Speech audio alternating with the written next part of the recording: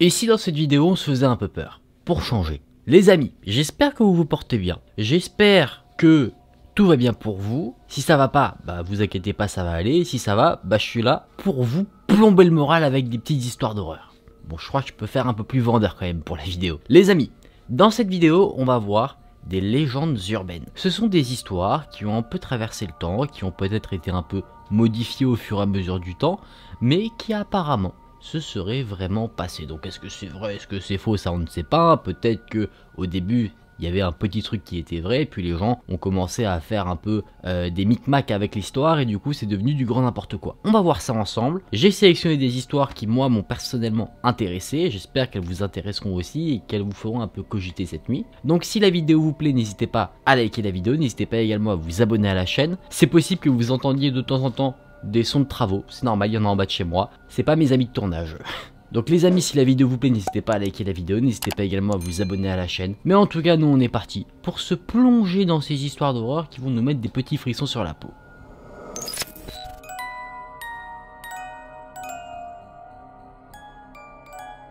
On va commencer avec une histoire qui parle de deux filles. Des filles qui étaient meilleures amies à l'école. Quand elles sont allées à l'université, elles ont décidé d'emménager ensemble et de devenir colocataires.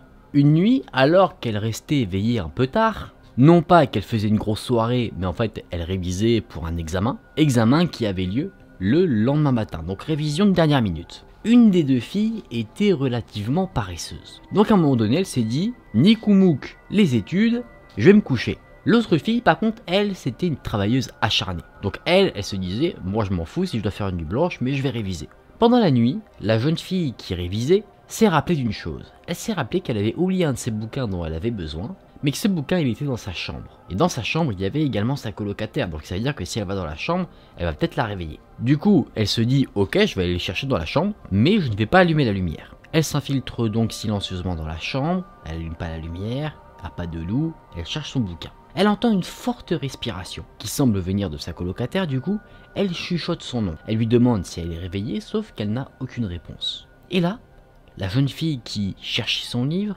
entend un bruit. Elle entend quelque chose qui bouge. Elle essaye de voir ce que c'est, mais la seule chose qu'elle peut apercevoir, c'est une sorte de silhouette qui bouge dans la pièce. Elle se dit naturellement que c'est sa colocataire. Elle demande donc toujours en chuchotant si elle peut allumer la lumière. Encore une fois, aucune réponse. La jeune fille à la recherche de son livre se dit que peut-être sa colocataire ne l'a pas entendu parce qu'elle parlait trop bas, du coup elle se racle un peu la gorge et elle parle un peu plus fort. Elle dit « Est-ce que je peux allumer la lumière? J'ai besoin de prendre quelque chose. » Et là encore une fois, pas de réponse. Un peu frustrée, la jeune fille continue ses recherches dans le noir, et à un moment donné, coup de chance, elle trouve le fameux bouquin qu'elle était en train de rechercher. Elle prend le bouquin, et elle sort de la chambre, un peu avec difficulté parce qu'elle ne voyait rien du tout, mais en tout cas, elle arrive à en sortir à un moment donné. Toute la nuit, elle révise ses cours. Et au petit matin, quand l'heure de l'examen commence à approcher, elle se précipite en avance pour faire ce fameux examen, sauf qu'une fois là-bas, elle se rend compte d'une chose, c'est que sa colocataire n'est pas là. L'heure de l'examen arrive réellement, la jeune fille qui avait révisé toute la nuit passe son test, mais sa colocataire, elle,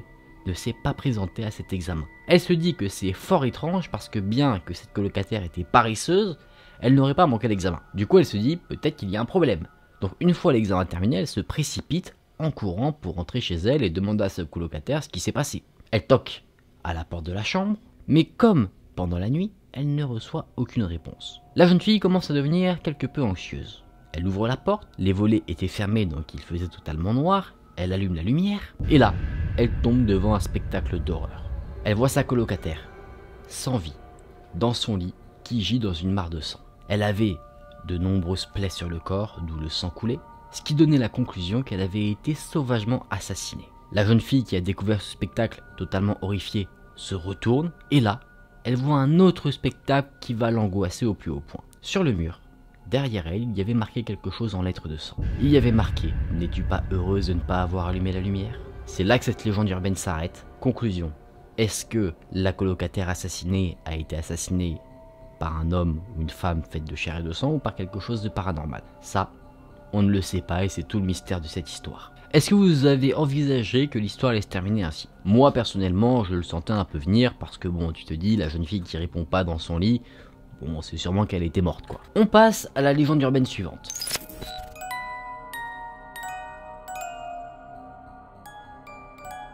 Il y a quelques années, un jeune homme a emmené sa nouvelle femme à Paris. Il l'avait emmenée là-bas pour la lune de miel, et à un moment donné, au cours d'une balade plutôt joyeuse, où ils voyageaient dans la ville, ils se sont dit tiens, on va faire un peu de shopping. La femme s'est rendue dans un magasin assez luxueux, elle essayait les vêtements plutôt tranquillement. Elle était au niveau des cabines d'essayage, et l'homme, lui, il attendait à l'extérieur de la zone des cabines d'essayage sa femme qui essayait des vêtements. Mais au bout d'un moment, l'homme se rend compte que sa femme ne sort pas. Il commence à se demander qu'est-ce qui peut lui prendre autant de temps, ce qui est normal. Il demande donc à une des vendeuses d'aller voir au niveau des cabines d'essayage pour voir si sa femme n'aurait pas besoin d'aide. Les vendeuses s'y rendent et ils reviennent le voir. On lui dit un truc plutôt chelou, on lui dit « mais il n'y a pas votre femme dans les cabines d'essayage ». Le mec, normal, il n'y croit pas. Il a vu sa femme y rentrer, il se dit « on me fait une farce ». Du coup, il décide d'aller voir lui-même. Et effectivement, il n'y a personne. Il retourne le magasin et il ne trouve pas sa femme. Au début, il se dit que sa femme lui fait une farce. Pourquoi pas? Sacrée farce quand même. Sauf que lui, il a pas trop envie de rentrer dans cette farce, du coup, il se dit qu'il va aller à l'hôtel et qu'il va l'attendre. Sauf que, la femme ne se pointe jamais. Les heures passent, l'homme devient de plus en plus anxieux, il se pose plein de questions. Il se dit qu'il va attendre encore un petit peu, il attend le petit matin, et que si au petit matin elle n'est pas de retour, il ira contacter la police à Paris. Au petit matin, elle n'est pas là.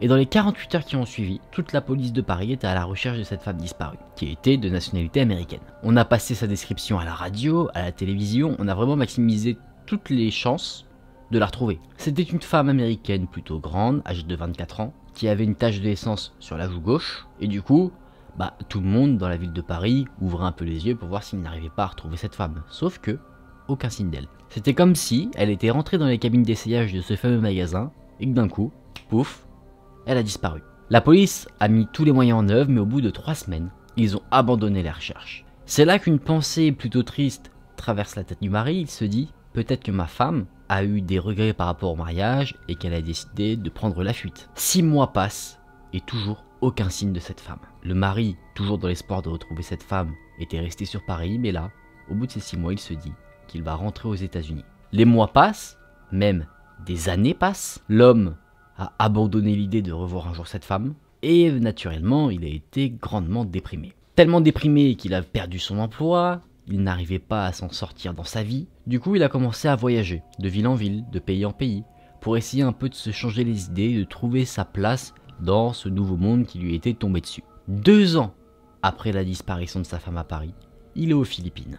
Il y a un carnaval, et à un moment donné, il est interpellé par une tante qui propose un petit spectacle d'horreur. Un spectacle d'horreur très léger, parce que sur l'entrée de la tente, il y avait marqué « La maison des bizarreries ». C'est quelque chose qui a attiré la curiosité de notre homme. Il est donc entré dans la tente et il a été tout de suite dégoûté de ce qu'il a vu à l'intérieur. Recroquevillé dans une cage, il y avait des trucs un peu dégueulasses, des choses dégueulasses qui dégoûtaient plus que ça avait été des frissons, tu vois. En fait, c'était des gens qui avaient des malformations, ce genre de choses, qui étaient exposés comme ça, comme des bêtes de foire. Mais dans la dernière cage, il y a quelque chose qui l'a encore plus terrorisé que les autres choses qu'il a vues. C'était une femme mutilée, recroquevillée, qui se balançait et qui ne parlait pas mais qui grognait comme un animal. Et sur sa cage, il y avait une pancarte, comme sur toutes les autres cages où on disait par exemple l'homme éléphant, l'homme rat, et sur elle c'était la femme ver de terre. Cette femme avait les jambes et les bras coupés, et du coup il lui restait uniquement le torse et sa tête. Son visage était d'ailleurs recouvert de cicatrices,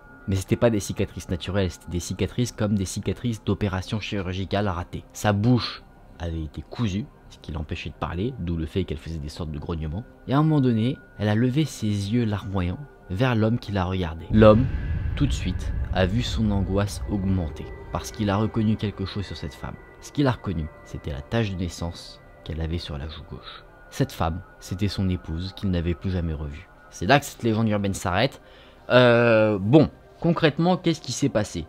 On sait pas trop, mais ce qu'on sait, c'est que cette femme a dû être enlevée à Paris, mais du coup elle aurait été enlevée dans les cabines d'essayage d'un magasin. C'est là on va dire qu'il y a un petit couac dans l'histoire pour moi.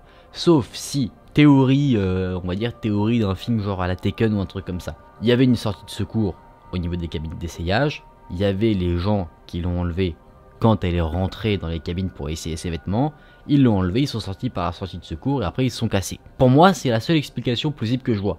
Si vous en avez d'autres, dites-les moi en commentaire, parce que sinon je vois pas personnellement. Sinon pour moi il y a des petites incohérences comme ça où tu comprends pas trop ce qui se passe. Après sur la disparition de la femme en elle-même, une fois on va dire si t'enlèves l'histoire du magasin. Tu te dis, bon bah ceux qui l'ont enlevé, ils ont quitté Paris immédiatement, donc c'est pour ça que la femme n'a plus jamais été revue. Après, ils ont mutilé la femme pour qu'elle ne ressemble plus à ce qu'elle était avant, sauf qu'une tache de naissance, c'est pas quelque chose que t'enlèves aussi facilement que ça. On peut donc supposer également que les autres personnes qui étaient dans les cages sont aussi des personnes qui ont été enlevées, mutilées, etc. par une sorte d'organisation criminelle. Je sais, des fois dans mes explications, je pars très loin. Allez, on passe à la dernière légende urbaine.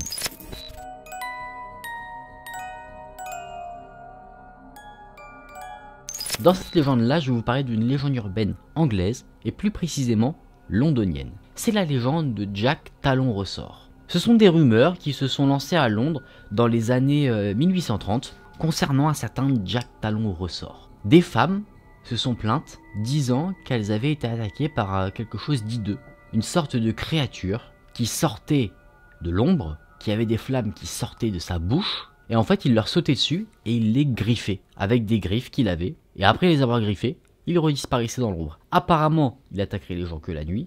Ça semble un peu farfelu, mais on va voir un peu ce qu'on nous dit sur cette légende urbaine. Certains témoins disent que cette sorte de créature avait des ailes, mais pas des ailes d'oiseau, des ailes de chauve-souris, qu'il avait des cornes. En gros, il ressemblait un peu à l'image qu'on pourrait avoir du diable. Il aurait des yeux horribles qui respirent la malsénité la plus totale, et un rire très rauque. Les citoyens de Londres se sont dit on va pas laisser passer cette créature. Du coup, des sortes de groupes de justiciers se sont un peu formés qui patrouillaient dans la ville à la recherche de cette créature pour la dézinguer. Naturellement, ils ne l'ont pas trouvée.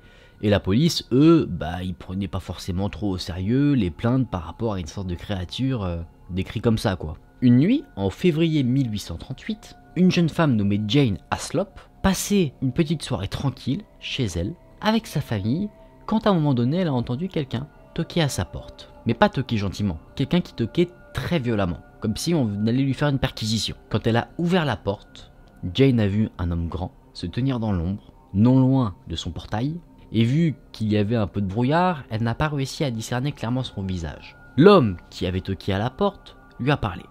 Il lui a dit « Je suis un officier de police. Pour l'amour de Dieu, s'il vous plaît, apportez-moi une lumière. » Nous avons réussi à attraper Jack Talon-Ressort. Là, Jane, qui était au courant de cette fameuse histoire, s'est précipité pour apporter une bougie à cet officier de police, mais quand il lui a donné la bougie, l'homme a éclairé son visage et c'est là que Jane s'est rendu compte de la terrible erreur qu'elle venait de faire. Vous vous en doutez, ce n'était pas un officier de police, c'était ce fameux Jack Talon-Ressort qui l'avait dupé. Jane s'est mise à crier et le monstre lui a craché son feu qui sortait de la bouche directement sur elle. Après ça, il lui a sauté dessus et il lui a arraché la peau ainsi que ses vêtements à l'aide de ses griffes. À un moment donné, Jane réussit à se débattre et a commencé à s'enfuir, mais elle a été rattrapée par son agresseur qui a continué son attaque. La famille de Jane, qui était présente dans la maison, a entendu ses cris. Ils se sont précipités au niveau de la rue pour l'aider, naturellement. Mais très rapidement, Jack, qui a vu la famille débarquer, a réussi à s'enfuir. Il a disparu dans l'ombre de la nuit, avant que quiconque ne puisse l'intercepter. Avant qu'on puisse l'intercepter, mais également qu'on puisse le voir. La seule personne qui l'aurait vu aurait été Jane du coup. Jane a été emmenée à la police, elle a décrit le physique de son agresseur aux officiers qui l'ont reçu, et voilà ce qu'elle a dit. Elle a dit qu'en fait, ce fameux Jack Talon-Ressort était quelqu'un qui semblait porter un costume. Un costume qui semblait un peu huileux, c'était quelque chose qui luisait à la lumière, qu'il avait une sorte de casque sur sa tête, et au niveau de ses mains, ce qui composait ses griffes, c'était des sortes de lames de métal. Donc est-ce que ce fameux Jack Talon-Ressort était juste un individu totalement détraqué qui attaquait des gens dans un costume étrange, ou est-ce que c'était une vraie créature? On ne sait pas. Peut-être, théorie possible, que cet homme avait les capacités d'un cracheur de feu, que c'est comme ça qu'il arrivait à faire croire qu'il pouvait directement cracher du feu de sa bouche. Quelques nuits plus tard, une jeune fille de 18 ans, du nom de Lucy Scales, marchait tranquillement en direction de sa maison en compagnie de sa sœur. À un moment donné, alors qu'elle traversait une allée sombre, qui a débarqué de la pénombre? Squeezie. C'est faux. Ce fameux Jack Talon-Ressort. Et qu'est-ce qu'il a fait? Il a fait exactement ce qu'il fait à ses autres victimes. Il a attaqué Lucy Scales. Il lui aurait craché une flamme bleue sur le visage, qui l'aurait aveuglé, et pendant qu'elle était en train d'essayer de ramper sur le sol, Jack ne l'aurait pas attaqué avec ses griffes, avec un sourire malsain, il serait tranquillement retourné dans la pénombre. Et la jeune sœur, elle, a vu ce spectacle, elle était tétanisée sur place, elle était totalement impuissante devant ce qu'elle avait vu. Et quand les médias ont commencé à relayer ces deux attaques plutôt horribles, quand tu lis ça dans les journaux, je pense que t'es pas très bien, forcément la population a commencé à paniquer. En octobre 1837, donc on remonte un peu dans le temps, une jeune fille du nom de Mary Stevens rentrait chez elle tranquillement, à pied, après avoir rendu une petite visite à ses parents. Et à un moment donné, elle a fait la rencontre de ce fameux Jack Talon Ressort. Il l'a attrapé, l'immobilisant complètement, et il a commencé à l'embrasser sur tout son visage. Après ça, il lui a arraché ses vêtements et il a commencé, avec ses griffes de métal, à lui écorcher la peau. Totalement paniqué, Marie a crié, et ça a fait un peu paniquer aussi son agresseur, qui lui l'a immédiatement lâché et s'est enfui. Des gens ont accouru ayant entendu le cri de Marie, ils l'ont pris en charge, ils ont essayé de retrouver son agresseur, mais il n'a jamais été retrouvé. Les histoires un peu comme celle-ci se sont multipliées, et du coup, les gens, qu'est-ce qu'ils ont demandé? Ils ont dit, messieurs les policiers, aidez-nous, protégez-nous contre cet agresseur dont on ne sait pas trop qui c'est. Et ce qui terrifie d'ailleurs d'autant plus la population, c'est que, certes, il agressait généralement des femmes, mais c'est qu'il n'avait pas de rythme. Des fois, pendant un mois, il n'y avait rien. Et puis après, pendant une semaine, tous les soirs, il y avait des agressions. On ne savait jamais à quel moment ce fameux Jack Talon Ressort pouvait frapper. Mais le temps a passé, et à un moment donné, les témoignages d'attaque de Jack Talon Ressort ont commencé à devenir de moins en moins fréquents, jusqu'à inexistants. Comme si cet individu avait soit arrêté ses crimes, soit était peut-être décédé. Mais ces histoires ont évolué au fur et à mesure du temps. Au-delà d'être peut-être juste un individu totalement détraqué, ce Jack Talon Ressort est devenu un élément du folklore britannique. Des auteurs ont voulu faire de ces histoires des fictions qui ont plutôt bien marché. C'est là que cette légende urbaine prend fin.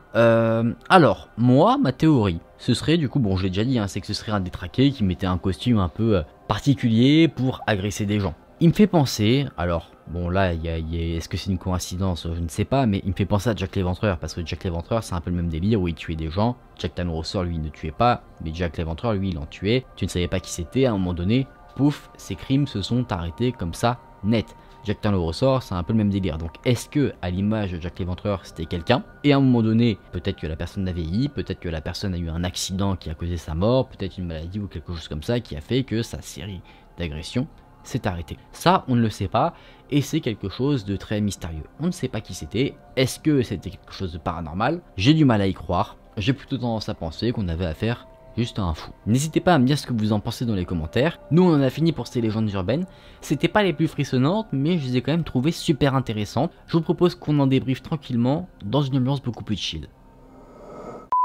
Alors c'était intéressant quand même. Moi j'ai beaucoup aimé ces histoires. Après j'aime beaucoup, un peu comme la légende urbaine de Jack Talon Ressort, quand il y a des petits aspects historiques, tu vois, avec des dates où tu vois que ça s'éparpille un peu sur le temps. Il y en a d'autres, tu vois, genre la première histoire, ça c'était un peu comme une histoire d'horreur, comme les creepy mystery que je peux faire sur la chaîne, où là t'as une histoire, c'est pas forcément une légende qui a pu perdurer dans le temps. Bon là c'était catégorisé comme une légende urbaine parce que peut-être que c'est le type d'histoire que je sais pas, les parents peuvent raconter à leurs enfants s'ils veulent entendre des histoires d'horreur. Mais en tout cas moi j'ai beaucoup aimé ces histoires, j'espère que vous aussi. Moi vraiment j'ai vraiment adoré vous les raconter, parce qu'en plus de ça, ça éveille un peu ton imagination. Tu dois réfléchir, t'as pas les réponses aux questions forcément directement, oui c'est un fantôme, oui c'est un mec ou un truc comme ça, tu vois. C'est ça qui est bien, c'est que ça éveille un peu tes sens en disant tiens qu'est-ce que c'est. Et chacun peut y trouver son compte. Si quelqu'un veut penser que c'est du paranormal, il peut le penser. Si quelqu'un veut dire c'est quelque chose de totalement réaliste, il peut le penser aussi. C'est ça qui est vraiment top avec ces histoires-là que je vous ai racontées. Les amis, si la vidéo vous a plu, n'hésitez pas à liker la vidéo, n'hésitez pas également à vous abonner à la chaîne. Franchement, je vois le soutien que vous m'apportez tous les jours,